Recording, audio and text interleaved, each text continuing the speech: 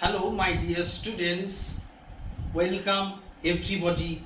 Welcome to my new online English class. Today, I am Rajkumar Naik, an assistant teacher of Hatsorberia Dr. B.C. Roy, SS Niketan HS School.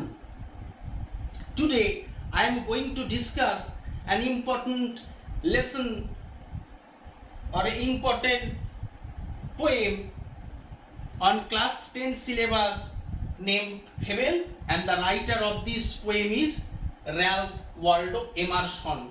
First of all, we have to know who is Ralph Waldo Emerson. Now, Ralph Waldo Emerson was an American essayist, lecturer, philosopher, and a poet. He was born on 25th May in 1803 in America. He was educated at Harvard School of Divinity. Later on, he was educated at Harvard University. He led the transcendentalist movement of the mid-19th century. 19 শতকের যে ট্রান্সেন্ডেন্টালিস্ট movement হয়েছিল সেই মুভমেন্টের কবি উনি। Pioneer বলা হয় ওনাকে, pioneer of transcendentalist movement Ralph Waldo Emerson. ওনার সমকালীন আরেকজন কবি হচ্ছেন ডেভিড থরিউ, আমেরিকান লেখক। আর এই ট্রান্সেন্ডেন্টালিস্ট মুভমেন্টে যেসব কবি, তার 5টা স্পেশাল ট্রেটস লক্ষ্য করা যায়। 1 number non conformity, 2 self reliance, 3 free thought, 4 confidence, and the 5th the importance of nature. এই 5টা ট্রেটস আমরা লক্ষ্য করি। আর এই এমারসন সাহেব যে other notable poems are Days, Fable তো আছেই, Days, Concotine, Brahma, Goodbye, Fate, etc. First of all, you have to know what a fable is. Now, a fable is a short narrative in verse, ছোট পদ্য, generally with animals as characters, যেখানে জীবজন্তু ক্যারেক্টারগুলোকে play করে, consisting a moral, একটা নীতি শিক্ষা দেয়। তাহলে ফেবেল সম্বন্ধে আমরা কি বুঝলাম? না, a short narrative in verse, animals as characters, আর কনসিস্টিং আ মোরাল। এইবারে আমরা চলে যাব theme of this poem, Fable. ফেবেলের থিম কি? না, আমরা দেখব there is a conversation going on between the mountain and the squirrel. একটি পর্বত আর একটি কাঠবিড়ালির মধ্যে কথোপকথন চলছে, এই কনভারসেশন চলছে। আর এই কনভারসেশনটাই পয়েন্টস আউট করছে কি না, in this world every living or non living objects, প্রতিটি জীব, জড়, বিগ অর স্মল, ছোট এবং বড়, ইন দিস আর্থ, এই পৃথিবীতে, exist for a special cause, প্রতিটি বেঁচে থাকার জন্য একটি নিজ নিজ সত্তা বিদ্যমান রয়েছে। এইটি হচ্ছে স্পেশাল মানে থিম বলতে পারি, বা central idea of this poem, মূল বিষয়বস্তু। মেসেজে চলে যাব। এই কবিতাটি কি মেসেজ দিচ্ছে? তাহলে কি মেসেজ বহন করছে? না, নান is superior or inferior in this world, কেউ ছোট বা কেউ বড় নয়। All teachers servant spokes in the wheel of life, জীবনের যে চাকা, তাতে প্রত্যেককে দরকার। সুখ যেমন দরকার, দুঃখ তেমন আসে জীবনে, তেমন ছোট প্রাণীটিকেও আমার দরকার, আর বড় প্রাণীকেও আমার দরকার। না হলে তো ভারসাম্য নষ্ট হয়ে যাবে পৃথিবীর। আর ইনার থট, না two types of people of our society, aristocratic ক্লাসও আছে পোর ক্লাসও আছে। হ্যাঁ, দেখেছি অ্যারিস্টোক্রেটিক ক্লাস টর্চার করে পোর দেখে। তাহলে এই ফেবেল সম্বন্ধে মোটামুটি একটা আইডিয়া পাওয়া গেল। এবারে আমরা টেক্সটে চলে যাব। Your textbook and see the text. The mountain and the squirrel had a quarrel. একটি পর্বত আর একটি স্কুইরেল মানে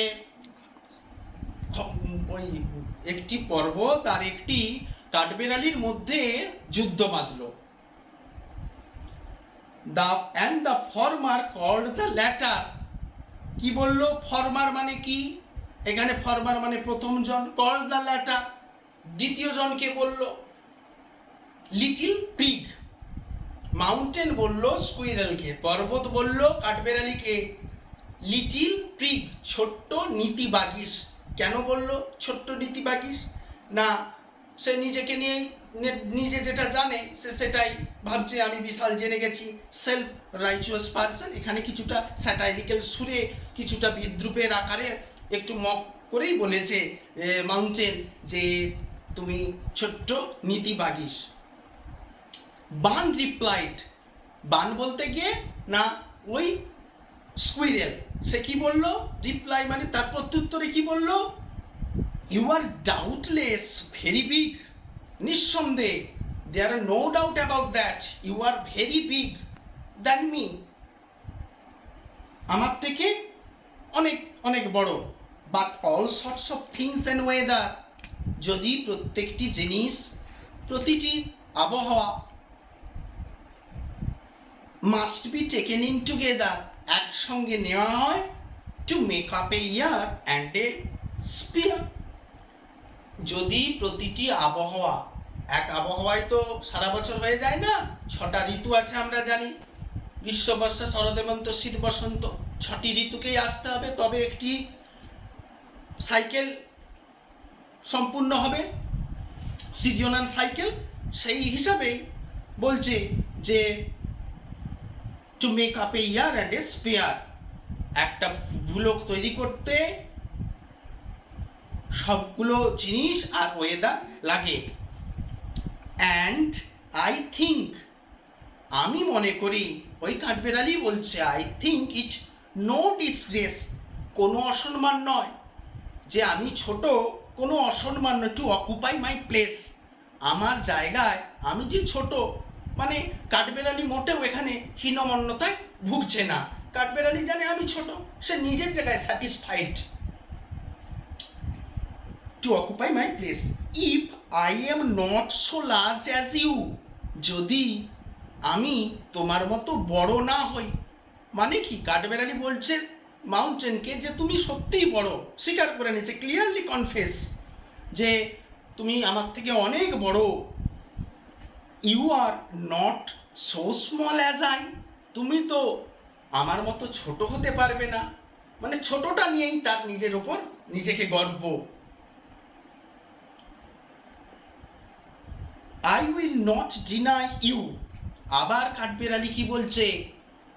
আরও কি অ্যাডেড করলো না, I will not deny you, আমি এটা অবজ্ঞা করব না, কখনোই অবজ্ঞা করব না। কি না, make a very pretty squirrel track, তুমি সাহায্য করো তৈরি করতে, কাঠবেড়ালির বাসা তৈরি করতে সাহায্য করো, এটা সত্যি কথাই।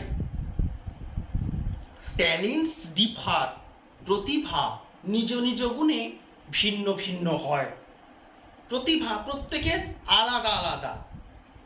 ট্যালেন্টস ডিফার করে, all is well,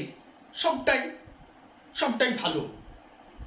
and wisely put, wisely put মানে বুদ্ধিমত্তার সঙ্গে সব অ্যাডজাস্ট করে স্থাপিত করাই আছে। Wisely put, talents differ, all is well and wisely put.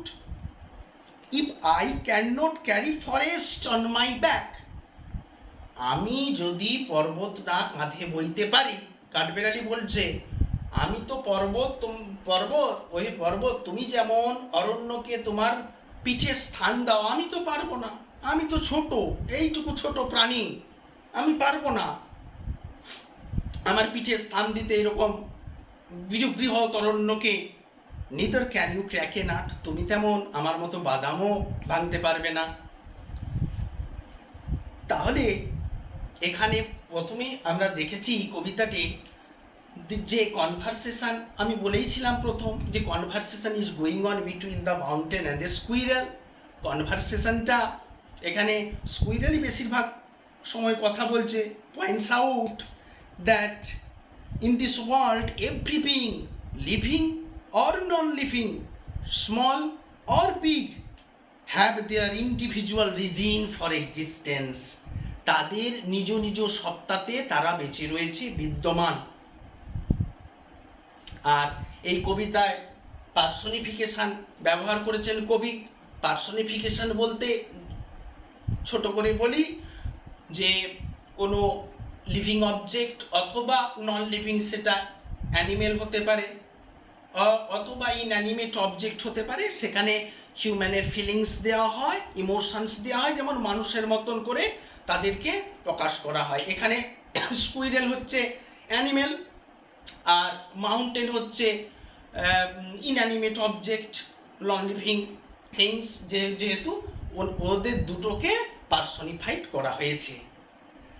R rhyme স্কিমটা ইরেগুলার রাইম স্কিম, কবিতার রাইম স্কিমটা কবির ইমোশন অনুযায়ী লাইন বাই লাইন চেঞ্জ করেছেন উনি। That's all from today. Wish you all the best for next Madhyamik examinations.